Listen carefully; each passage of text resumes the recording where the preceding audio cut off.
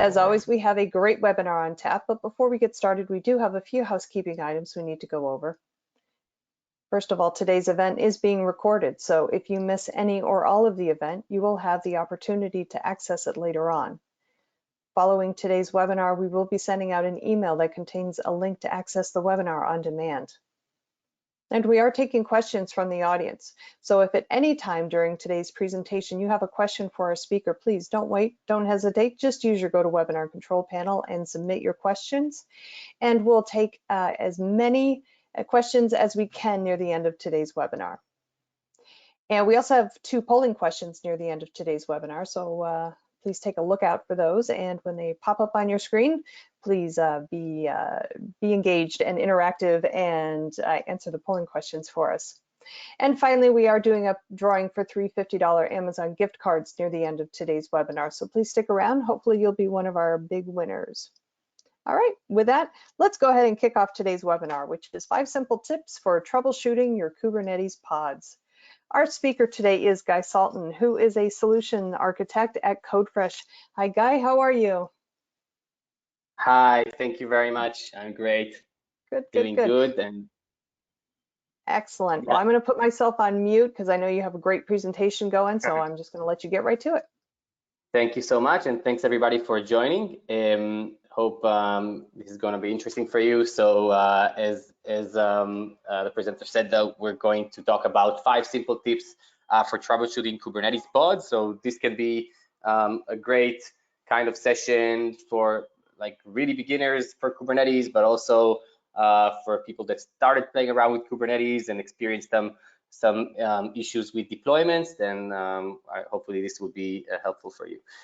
So my name is Guy Salton. I'm a solution architect working for CodeFresh. For those who don't know, CodeFresh is the first container native CI/CD platform designed specifically for Kubernetes and microservices. So feel free to check it out.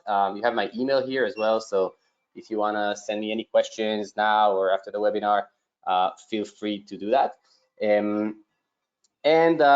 Quickly going over the agenda for today's webinar. So we'll first discuss the reason that pods fail in Kubernetes. There are 2 main reasons why pods will fail. We'll then go over the 5 tips for troubleshooting and the pod's failure, and we'll see when, in which situation we should use which tip. And we'll also have demos for debugging common reasons for pods failure. So hopefully that will be a useful part. And we'll then end by a summary. Just so you know, we created a GitHub repo, a public repo that you can access that has all the demos for today's webinar. So you can check it out as well. So let's get started and see why pods fail. So we can have this in two different areas. So the first reason why pods will fail would be the startup failure, which means that the containers inside the pod just don't start. Okay, so we'll talk about common errors and see why would containers won't start. The second is the runtime failure, meaning that the application code fails after the container startup. So we'll address each of these situations systematically. The tool that we're going to use to interact with Kubernetes today is kubectl, command line utility, so kubectl, if you might be familiar with it. So that's what we're going to use. So let's go ahead and start with our first tip. Our first tip is observe your pods. So this is maybe one of the first commands that you'll learn when starting to use Kubernetes, which is the kubectl or kubectl get pods, right? So this command shows you all of the pods in your namespace and then shows you the status for each of these pods. So you can see some statuses here, and this is actually the namespace that I'm going to use for our demos. So you see that I have some pods here that are on status creator container configure, some with CrashLoopBackOff, ImagePullBackOff, etc. And we're going to address all of these issues and debug them. What you want to verify, if we're talking about this tip, is you want to verify that your pods are in status either running or ready. Ready means that the pod is able to serve requests, and running means that the pod has been bound to a node and all of the containers have been created, while at least one container is still running. So that's why it would show status of running. So this is the first tip, and we'll see it live once we get to the demos. Second tip, and this is an extremely useful one, is to check the events related to your pods. So if some of you are familiar with this command, it's the kubectl describe pod with providing the pod name. We saw some of the possible error codes for the pod status. We'll see that describing our pod would be very helpful, mostly in situations where the container itself did not start. So if you remember, we discussed this at the beginning, where there are two main reasons why our pods will fail. One is the startup, when containers don't even start. So this is where the describe pod would be extremely useful. Then there's the other situation when the pods start, but the application inside the container crashes. So we'll see other tips to debug these situations. So we'll just actually go ahead and start with our first demo, which is debugging the ImagePullBackOff error. And I'm sure that if most of you have started playing around with Kubernetes, almost for sure you've seen this error. Okay, when this error appears, it means that Kubernetes isn't able to retrieve the image for one of the containers of the pod. So you know that a pod in Kubernetes can have more than one container. In the demos today, we'll only address situations where the pod has one container to it. So the ImagePullBackOff means that Kubernetes isn't able to retrieve the image for the container of the pod. And there are three main scenarios, common scenarios, why would that happen. So one is that the image name that you provided in the pod spec is invalid. So maybe you had some typo in the image name. Maybe this image doesn't exist. The second scenario is that the tag doesn't exist. So maybe you referred to an image that does exist, but you try to pull it with a tag that does not exist. And the third scenario is that the specified image is in a private registry. Okay, unlike, so not like in a public Docker Hub or something. It's in a private registry, maybe in ECR or GCR or something like that, and that your Kubernetes cluster doesn't have access to pull it. So for the first two cases, and we'll see this in the demo now, it can easily be solved by correcting the image name or the tag. And for the third scenario, to fix it, we're going to have to add the credentials to our private registry in a secret, and then have a reference to it in our pods. So let's see exactly how we would do that. So let me open my terminal, and I have some Kubernetes manifests here, files for different applications that I'm going to show you in the demo today. We can start by using the first tip that we learned, which is the kubectl get pods, right? And this will show us all of the pods in the current namespace. And I see all of these pods, and I see that some of them has different statuses. Let's focus on these two. So I see that I have one pod here that is called web, and I see that it's in running state, which this is great. But the second one, web one, is on status ImagePullBackOff. So we said that the second tip, right, describing our pod, can be extremely useful for such situations where we get an error message that relates to container not even start. So we can run the kubectl describe command, and then say pod, and then just provide the name of our pod. Okay, sorry, that was a bit too long. Exactly. Run this command, and this command will show us all the information about this pod, and you see that the reason here is ImagePullBackOff, and it's currently terminated. If you look at the image used, I see I have a typo here, right? So I probably meant nginx and I forgot the X. So if I look at the events at the end of the output of the describe pod, I see that it's trying to pull this image, but then it's getting this error. So to fix this issue, as I said, I can just edit the pod spec and change to the correct image name.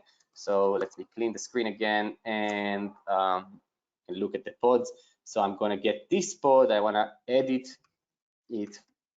So I can just run the edit command, pod, paste my pod name, and click enter.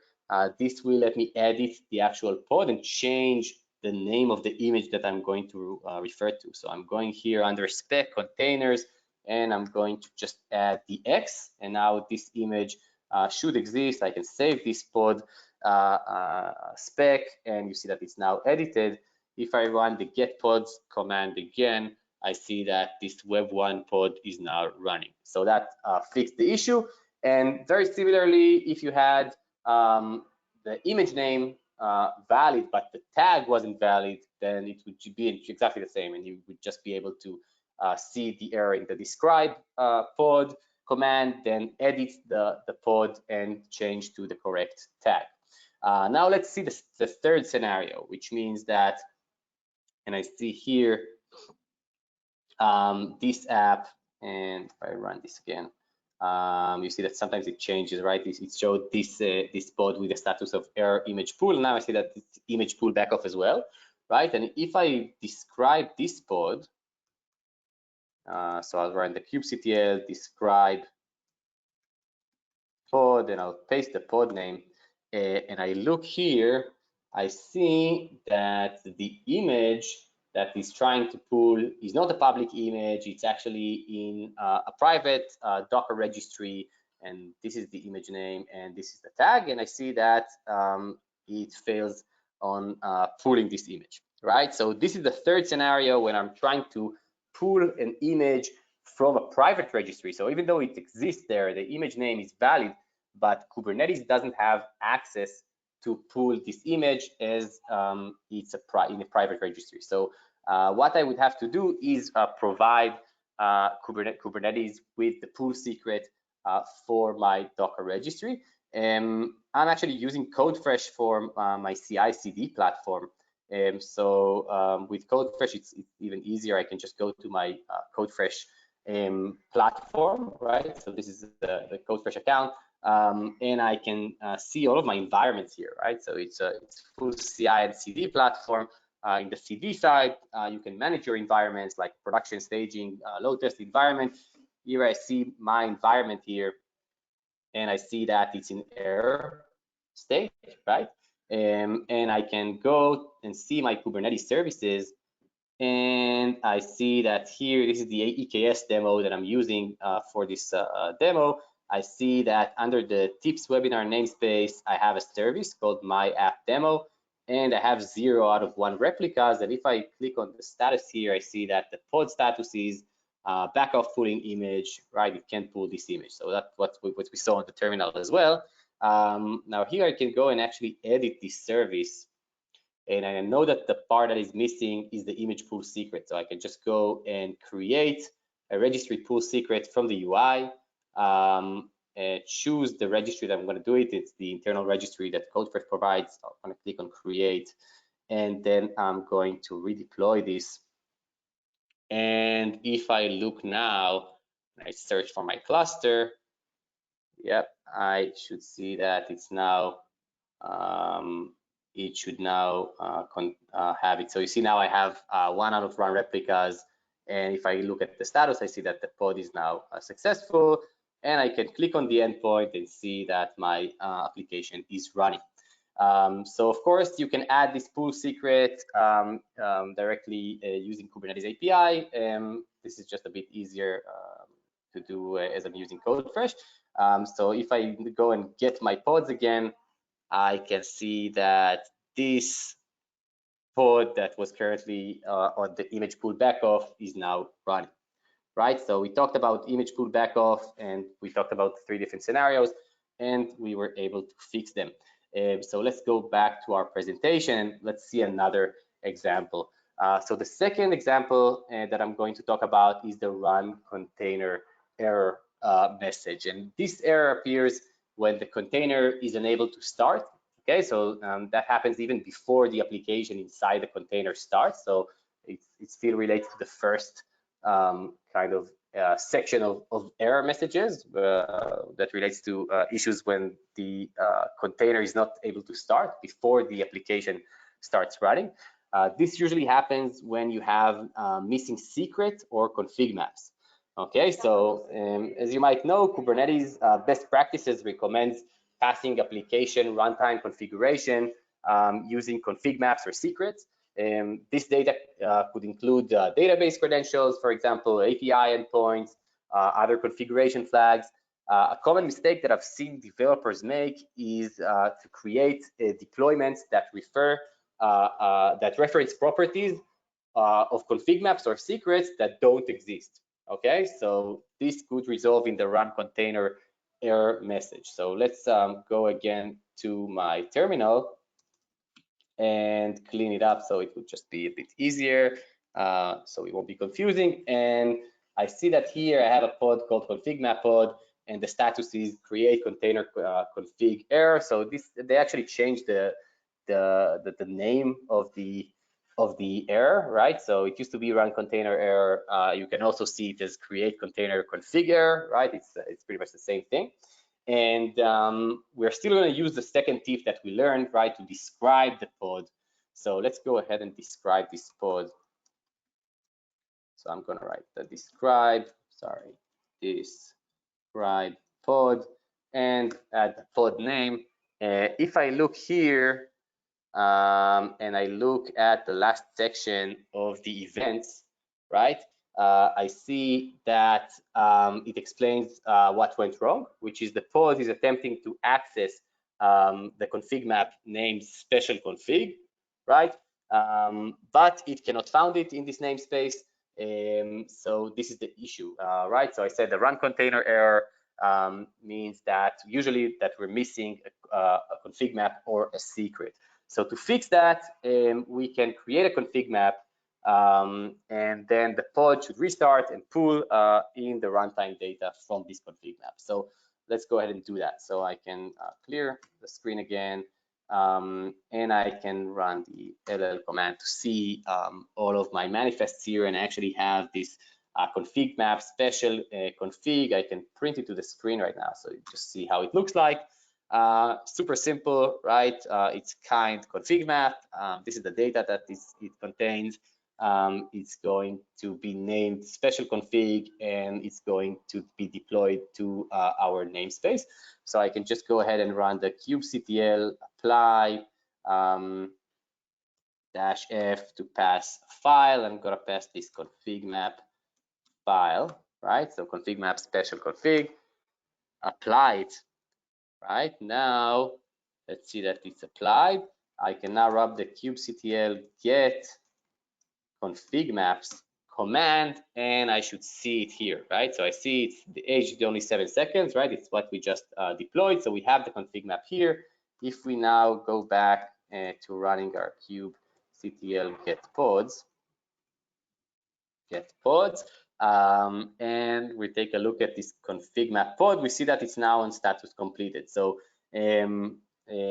so that indeed fixed that issue. It was able to refer to this config map now. So by the way, we talked about config map, but accessing secrets as environment variables within your pod specification will result in similar errors, okay, like we just seen with config maps. So this is the run container error, and we can go and talk about the next kind of error, which is the container creating pod. So every time that you start a new pod, it would start with the status container creating, but usually if everything's okay, it would just switch after a second or two. Once the container is created, it will start running the application inside the container. It will switch ideally to the status of either ready or running, right? But sometimes you would see pods like I can see here, that are stuck on container creating for 55 minutes, right? So this can't be right. There's something wrong here. And what happened here, and we'll see that together, is that we just talked about accessing secrets or config map for environment variables, but what if we're trying to access a secret or config map via a volume? So this is actually what happens here, and I can show you the spec of this pod called secret pod, right? So if we run the cat command, it's called missing secret YAML. You see that what this guy is trying to do is he's trying to mount a volume from a secret. Okay, so I'm going to have this volume mount, and I'm going then to refer to it to a secret. But I see that it's stuck on container creating. That's because I don't have any secret. So I don't have this secret, right? So if I run kubectl get secrets, right? So I have just this default token, and this is the pull secret to pull my image that we saw for the image pull back off. But we don't have this my other secret. So if we go and then run the get pods command again, right? Our first tip, and we look at this secret pod. So we describe it, right? Using our second tip that we learned. We will indeed see this error of kubelet. So it's telling us that kubelet failed to mount a volume from the secret called my other secret. This is because this secret isn't there, right? So we don't have such a secret. And you see it states it very clearly, secret, my other secret is not found. So just like before, if you create a secret with this name, it would just fix your issue. So that was for the container creating pod, and we can go ahead and go back to our presentation. And let's see what will happen with a pending pod. So when you create a pod, sometimes it would just stay in the pending state. Why would this happen? So assuming that your scheduler component is running fine, a few cases why the pod would be stuck on pending is the following. So maybe the cluster doesn't have enough resources, such as CPU and memory, to run the pod. So it would just it would not be able to start because it doesn't have the resources. So it would just be stuck on pending. Another scenario is that the current namespace has a resource quota object, and creating the pod will make the namespace go over the quota. So that's another scenario. And the third one is that the pod is bound to a pending persistent volume claim. Okay, so if the persistent volume claim itself is pending and the pod is bound to this persistent volume claim, that then it will also be stuck on pending. So we can go back to our terminal and we can see, clear my screen again. And by the way, I just to show you, right, we showed you that I said that I have this, I created this public GitHub repo. So this is here, and you see all of these manifests here. I'll also update the README so you'll know what file referred to what demo. Then let's go back to our terminal and let's run the kubectl get pods command, right? Tip number one, to observe our pods. And we see that we indeed have a pod here, which is in status running, and 0 out of 1 pods are ready, right? So as this is not, if you think about it, which category is this error, is it relate to, right? Does it relate to containers don't start, so startup failure, or it contains to runtime failure? So obviously this relates to startup failure as it's pending, right? The pod itself didn't even start, so obviously the container didn't start. So that's why the second tip that we learned, which is describe command, can be helpful here as well. So I can just get this pod and run the kubectl describe pod and pass the pod name, and I can see this pod I can see the labels that it has. I can see the image. But here, if I look at the events at the end, I see that it failed, got a failed scheduling warning here from the scheduler saying that 0 out of 2 nodes are available, where 2 insufficient CPUs, 2 insufficient memories, right? So first of all, what you can see here that I have 2 nodes in my cluster, right? So I can just write the kubectl get nodes, and you'll see that indeed I have these 2 nodes, right? And you can look at any of these nodes. They are identical in terms of the spec. So I can run the get node and the name of the node, then -o YAML to see more information about this node.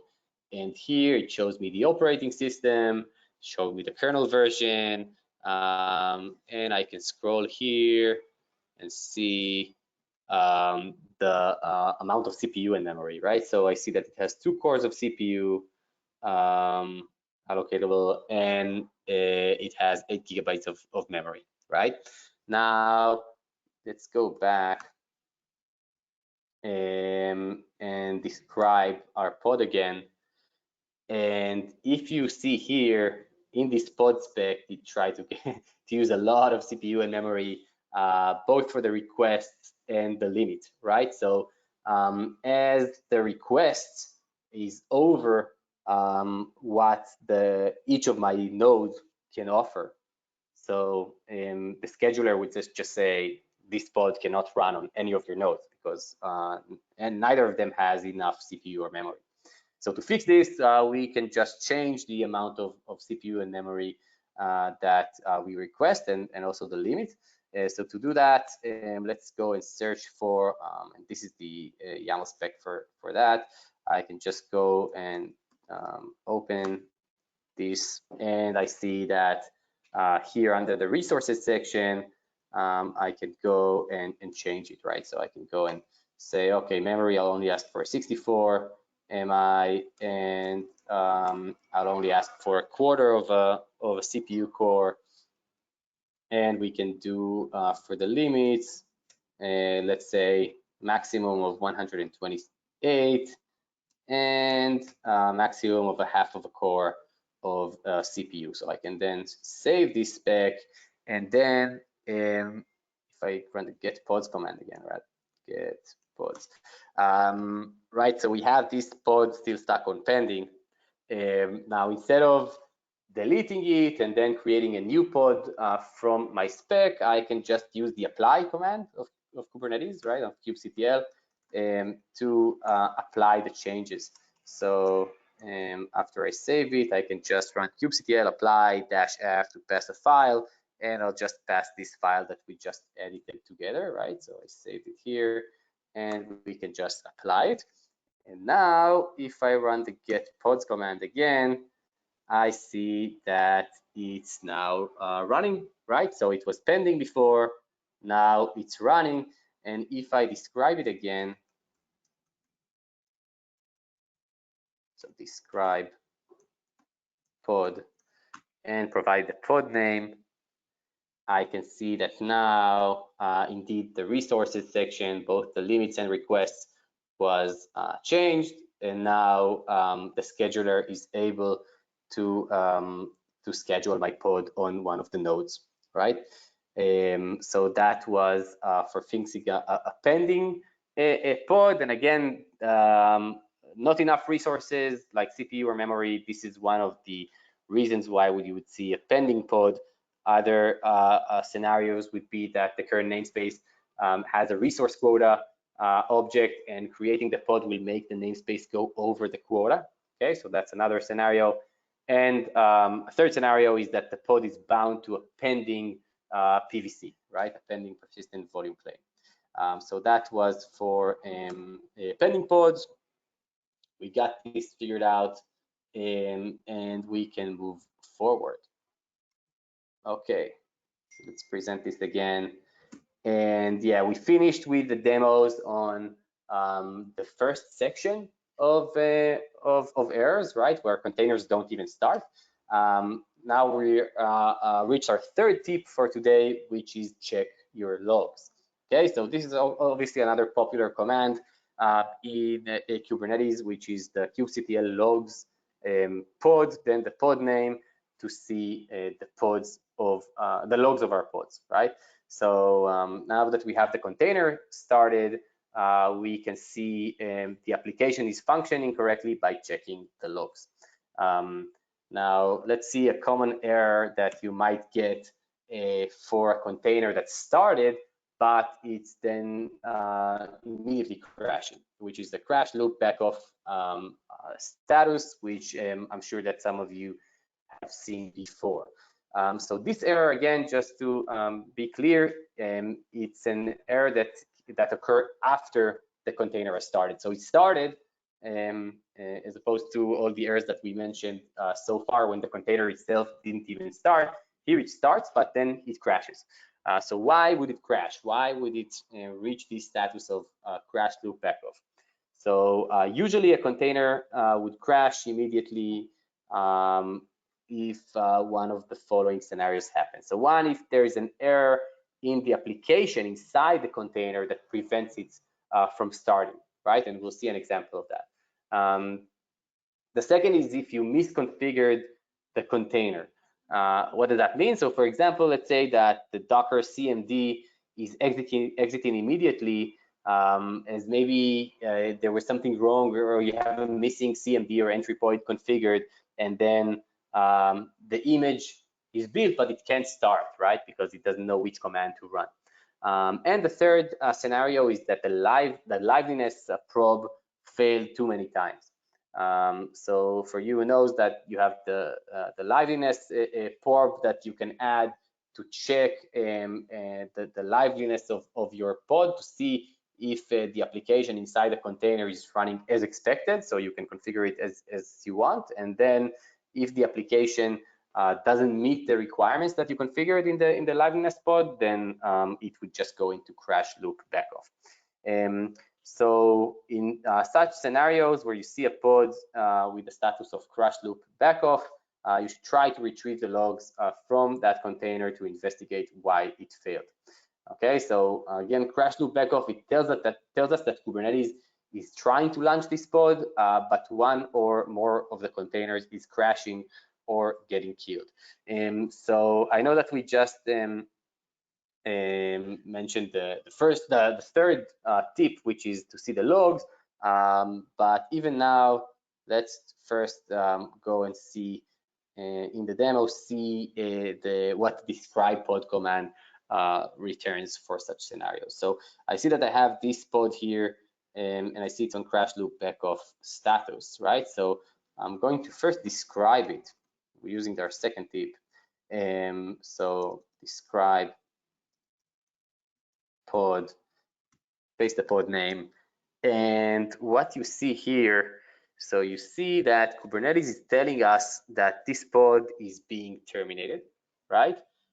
Due to the application inside the container crashing. Specifically, we can see that the application exit code is 1, right? So here, as opposed to the other scenarios that we saw up until now, the container starts, but then the application inside the container returns an exit code 1, and then the pod is being terminated. So the first thing that we can do is check our application logs, right? So I can then clear this screen. Let's get the pods again using our first tip. And now let's go and see the logs. So I can take this pod name, run the kubectl logs command, paste the pod name, and click enter. And unfortunately, I don't see any logs. Okay, so remember, and this is just the best practice, that you should send your application logs to the standard output, right, to std out. This is a very good practice because it will help you debug if something went wrong. Because you see here, it seems like the person that created this application didn't send his application logs to the standard outputs, and then we can't see anything.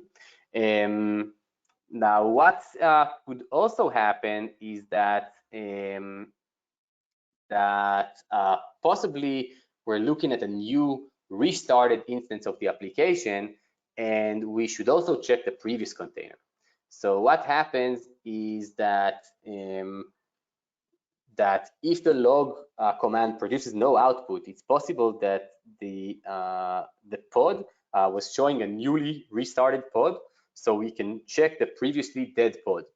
So you can do that by running the same logs command, but then just add the -- previous.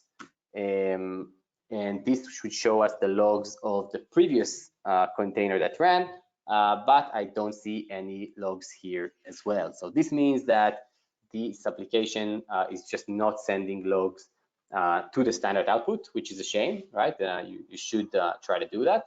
And just so you see what the kubectl logs command will output for applications that do send logs to the standard output, I can see I have here, and let's change the namespace, right? So I'm going to see the pods that I have in a different namespace called CodeFresh Runtime. This is where the CodeFresh runner running my pipelines resides, right? So I see it's called Vinona. This is my pod here. I see that it's running, and I can just run the kubectl logs on this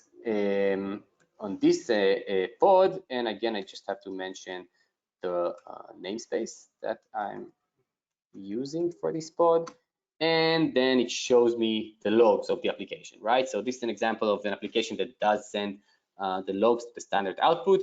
Now you see that this command shows me all of the logs since this container started. So this sometimes can be a lot of logs. Some cool tips that you can use for watching logs is, first, if you want to stream the logs and follow, so you can add the -f for following the logs, and it will just take you to the end and show you any new logs that are getting started, right? If something happens now and the application sends something new to the log, you would just see it immediately. You won't have to run the command of the kubectl logs again and again. To exit, you can just control C. Another useful thing is to get the last 10 lines. You can do that by adding the --tail equals 10, and this will just show me the last 10 lines here. So these are just also super useful commands to get the logs of the application, to see if the container already started, but still you get a crash loop back off. You want to see why your application is crashing, the container is crashing, then check out the logs.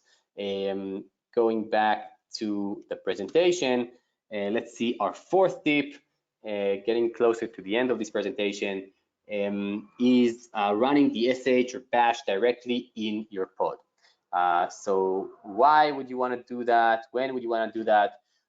So this command, kubectl exec -it, then the pod name, this what can help you get inside the pod and run commands to troubleshoot your applications. So it's useful to run an interactive command within one of the containers of your pod. So sometimes you would wanna debug things like, okay, you see that you have networking communication from the host running your cluster to some endpoint, but still your application failed. Maybe the container itself doesn't have access to this endpoint. So what you can do, and let's see an example of that, and we can use the same Vinona pod here. You can log into the container itself, so you can just run the kubectl exec, yeah, -it, and then pass the name of the pod, right, which is Vinona, this number here, pass the namespace, and then we can use either sh or bash. I can just use sh. See here, and now you see that I'm now, it's going to get me inside the pod, right? So I can now see all of these files are mounted here inside this the container running for this pod. I can now run like a curl command. Let's see that I have curl here. Also, I can just run the apk add curl, and it's going to install curl inside my container. Now I can run like a curl command to, let's say, google.com, see that I have access to this. And I see that I get a response. So you see I can run commands in my container. I can see environment variables, for example, that I'm using here. I can do anything that I want inside this container. I can install tools like I just did with curl. I can check connectivity. I can see files that are mounted to this container. And once I'm finished troubleshooting, I can just type exit and enter, and it's going to take me outside of my container. So this is also very useful. This is for logging in and running commands inside the container inside your pod. So this is the kubectl exec-it command. And lastly, so this is what we just did, actually running commands inside the pod, and we saw how to do that. And the last tip that we're going to discuss today is to show the cluster level events. So we saw events for a specific pod, right, in the describe, using the describe command. But this command, kubectl get events, it can show you the events in the cluster level. So what happens is that Kubernetes fires events whenever the state of the resources it manages change. So for example, from normal, or there's a warning, and they help us understand what happened behind the scenes. So the get event command provides an aggregated perspective of events, and there's a few commands that you can use for that to see events. So let's go back to our terminal, and I can to see all of the events sorted by time. I can run the kubectl get events, and then I'll add the sort by equals metadata creation timestamp. So it's going to show me all of the events sorted by time.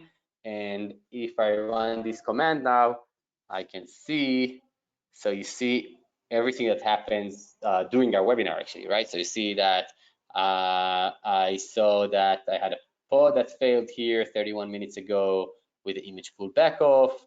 I got this back off restarting failed container.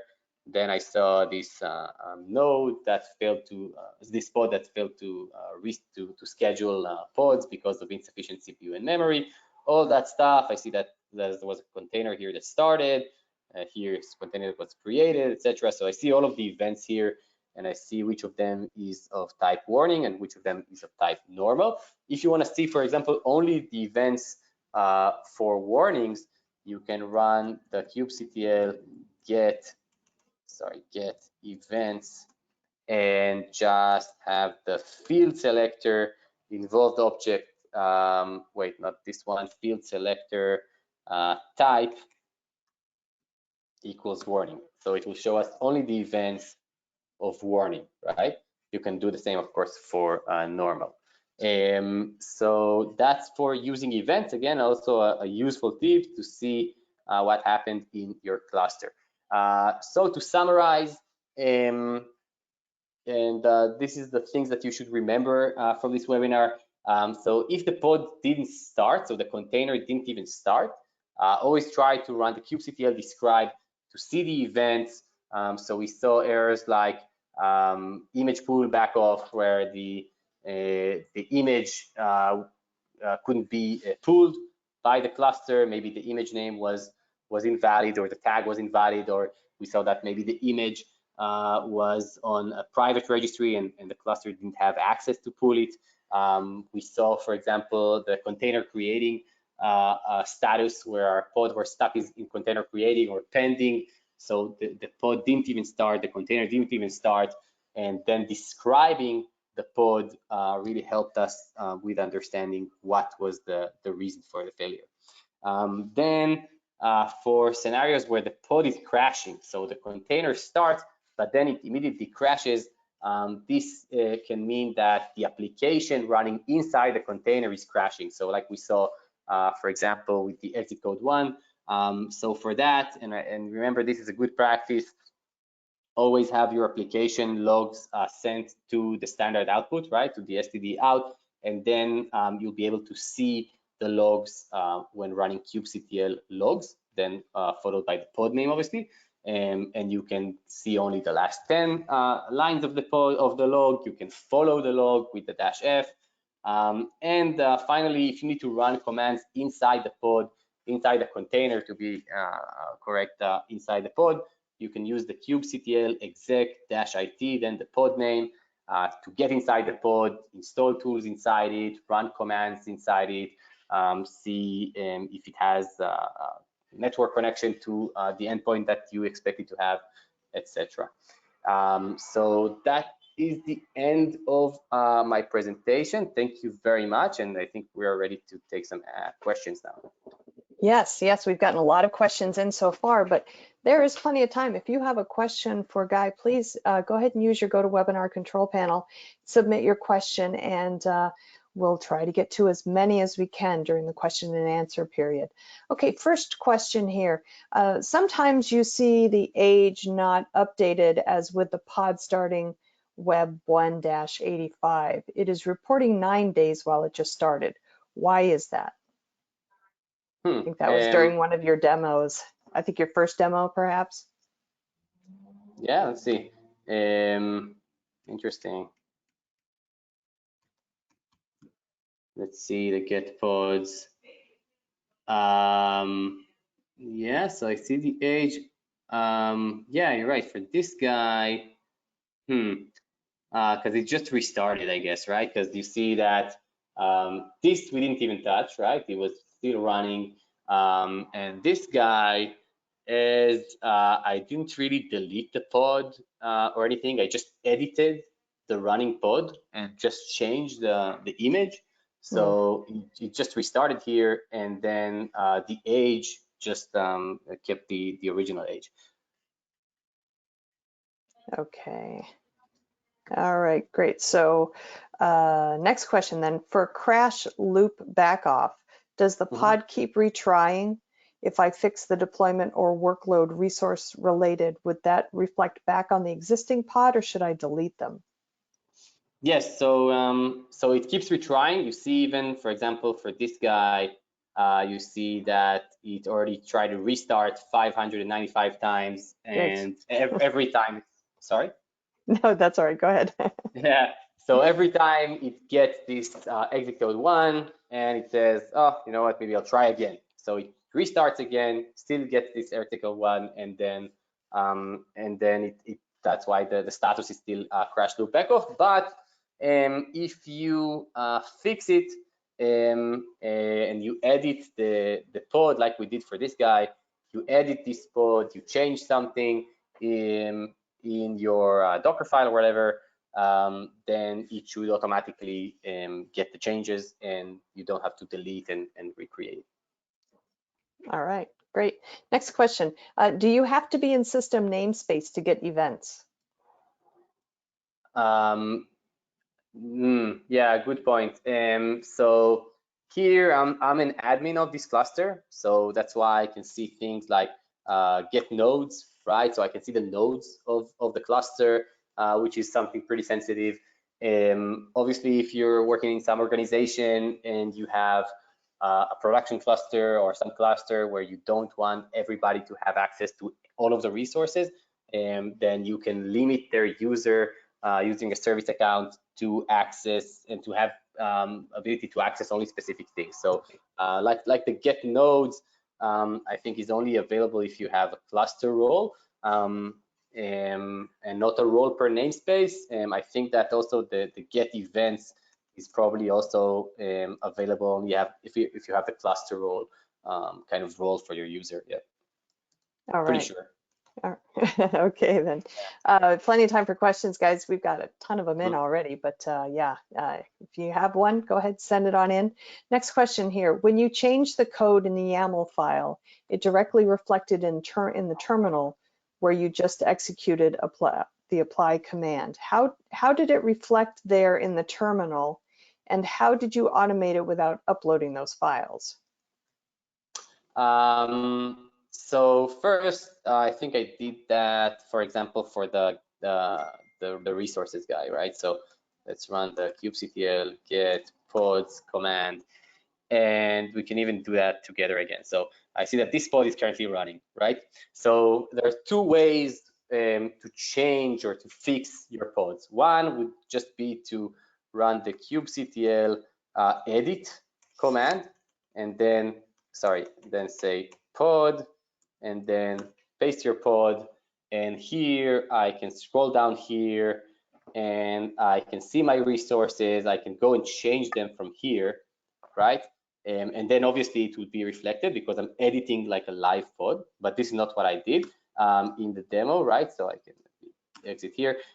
What I did is, as I mentioned, and I also uploaded all of these files to the GitHub repo, is the way that I created this pod was using this YAML file, right? So I can just click on this YAML file. I can edit it here. And if you see the name, so you see that this is a kind deployment. You see that the name here is my demo app second. This is the namespace. I see the metadata here under the spec. This is the container. So going back here, you see that it's exactly this pod, right? So if I then make any changes here, like I did before, so let's say I ask it now for more resources, yeah, and change this one. And okay, so this is what I did before, right? So now I can save this YAML file, okay? And I'm going back to my terminal.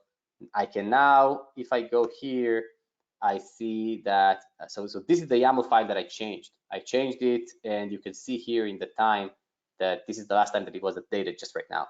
So if I now apply these changes, right? So with kubectl, you can either create or apply.